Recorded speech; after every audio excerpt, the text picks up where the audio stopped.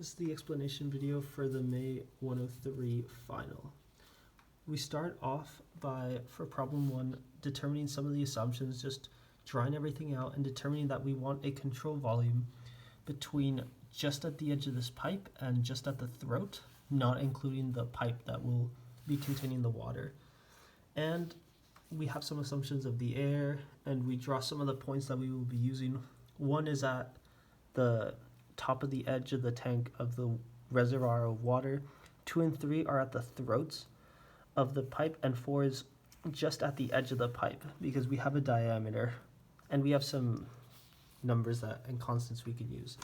So we start off by doing Bernoulli's between point 1 and point 2. This will allow us to get the gauge pressure for the pressure point at point 2, which will be just at the edge of the throat. We can determine some of the numbers right here, cancel a lot of stuff out and plug in. Of course, we have our assumptions and get that the gauge pressure at point 2 will be negative the height times rho g. We then move on to our control volume, which we can use the conservation of mass on to compare the mass entering the system versus the mass exiting the system. Of course, the mass entering just at the edge right here on the left side, and exiting right here at the throat. So we know, of course, some of the constants and some of the numbers. We have our assumptions here, and we can plug and cancel some stuff out, and what we get is an equation for the velocity of the throat in terms of constants and the velocity of air, which is something that we are going to determine later.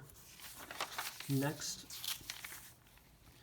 we basically, I just explained that. So the pressure we found at point 2 for Bernoulli's between point 1 and point 2 has to be just equal to the pressure at the throat due to the air in order for the water to just trickle in. That just has to be a boundary condition. We still keep going on our control volume. This should be control volume 1. We have the same conditions. We have some constants that we can determine. We cancel some stuff out. We plug in, and we are solving for the velocity of air, and we eventually get this equation right here. And this is, of course, the boundary condition for the air, similar to the pressure right here. And this will be in terms of all the constants that are given. Moving on to question 2, we know that a jet is distributing water at a 25-degree angle to a vein, a curved vein, and that curved vein is then spitting it out at an angle of 150 to the motion of the vein. We, of course, have some of our assumptions right here, and what we can do is we can draw a control volume as shown right here between just where the water enters the vein and just where it exits. And of course, this will be a moving control volume, so we will have to use relative velocity. But first, all we are doing is we are determining the angle for the relative velocity entering the jet so that we don't get shock, which means we just need this line right here, the relative velocity, to be tangent to the edge of the vein. Of course, we can do that because we can use trigonometry, and we're just solving for some values. We solve for the relative, no, not the max, the absolute x value for velocity 1. We get the angle right here, alpha, which is just 51.6 degrees, and we get the relative velocity for velocity 1. Of course, then we can move on to the second part, which is just, of course, getting the force that will be opposing or in support of the vein in order so that the vein does not accelerate. To do that, we're going to need to do some kind of tricky trigonometry for the output, because we know that the relative velocity coming out is just 80% of the relative velocity coming in.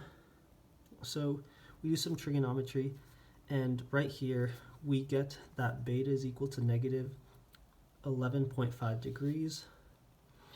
Of course, we can still use our control volume the same as before to get the conservation of mass, and that basically just tells us that m dot in is equal to m dot out. Nothing too revolutionary. And then lastly, for the same control volume, we will be using conservation of momentum to basically, well, of course, we have to get the relative velocities, which will be the velocities, basically the absolute velocities, but just the x components. Of course, we do that, and we get that the force will be 498.6 newtons in the x direction. Moving on to problem 3 is a pipe flow problem, where we will have to use Reynolds number and some of that stuff and do a couple iterations. So what we are given is that the total head loss is 6 meters, and that's equal to the head loss minor and the head loss major. Of course, we know the equation for the head loss major, and we are given the equation for the head loss minor. And what we can first do is get the flow rate, and then we can get basically the velocity and diameter in one equation, because at the end of the day, those two will be important, because the velocity ends up in a lot of these head loss equations, and we're solving for the diameter. So right here, we're going to have to basically just get all the constants for our equations, plug them into all of our equations, and then we will follow basically this is the simplified list of what we do. We guess a Reynolds number, then we get the F, then we get the velocity and the diameter, and then we basically get the Reynolds number again and compare it to the old one just to see if we have gotten close enough. So we start off with just, these are the equations we will be using. We start off with the first iteration. We're guessing laminar flow 2200 for our Reynolds number, and after doing a lot of math and just a lot of math, we do get that the new Reynolds number based off of the laminar is 608,000, which is turbulent and is way far off of our first initial guess. We go on to a second iteration where we are doing the same exact math, so it's just getting a little repetitive, and we get that our new Reynolds number is 669,000, which is getting pretty close, which is kind of close to our original one, so we know we're in the right track. And then we go on to our third iteration, which is normally good enough. And we get, of course, that the velocity is 2.04 meters per second. And we get a new Reynolds number of 672,000, which is pretty darn close. But just in case, I'm going to do one more iteration. And of course, we can see that we're getting the same velocities, the same diameters.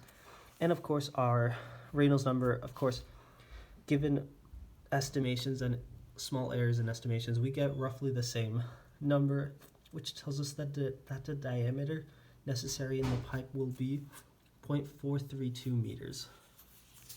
Then on to our last equation, our last problem. We are basically doing just a converging, diverging nozzle. Of course, we're given our initial conditions. We have just a couple assumptions that we're gonna need to do. And of course, we're just figuring stuff out. Like, for example, at the shock, we know that when we look at the table, the x will be on the left, the y will be on the right. We recognize that because there is a shock present after Mach equals 1, Mach 1, which will be the Mach number right before the shock, will be greater than 1, and Mach 2 will be less than 1. And we are given that one of those Mach numbers is 0.65, which means that the Mach 2 is 0.65. And of course, we're getting some of our air constants, and we're recognizing that before the shock, everything is isentropic, and after the shock, everything is isentropic. They're not isentropic between the shock. We move on, and the first thing we're going to do is we're going to get our Mach number for basically 1, which is right before the shock, which ends up being 1.7. We also recognize that because there's shock, there must be choked flow, and therefore A star exists, and A star is equal to the area at the throat, and we of course are given that as 0.0004 meters squared. We then move on, and the first thing we will do is we will find the area of the nozzle right before the shock. Well, right before or right after, same thing really, because the shock is just a really small line. So we have this equation for basically the A star, which is just the area of the throat, and of course A1 is what we're looking for, and we end up getting A1 is equal to 5.34 times 10 to the negative fourth meters squared is what it should be, and this will be the area of the nozzle where the shock appears. And of course we know that area 1 is equal to area 2 because they're right next to each other. Next, what we are looking for is we are looking for a couple constants, a couple numbers after the shock.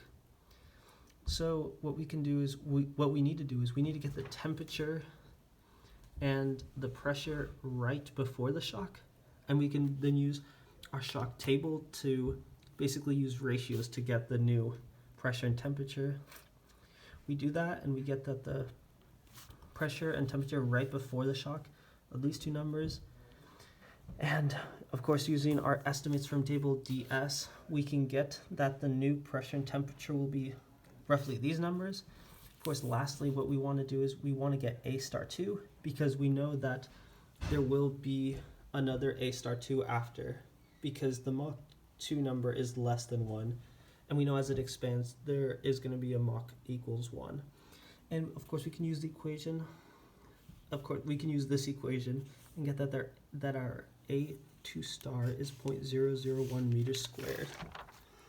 And just in case I didn't mention this earlier, for problem 3, we have our assumptions which allow us to use all of these equations. And when we have a Reynolds number that is greater than 2500, I believe, basically when it's turbulent, we are using the Moody's chart, which is not perfectly accurate, but it will give us a good number. Okay, that's it.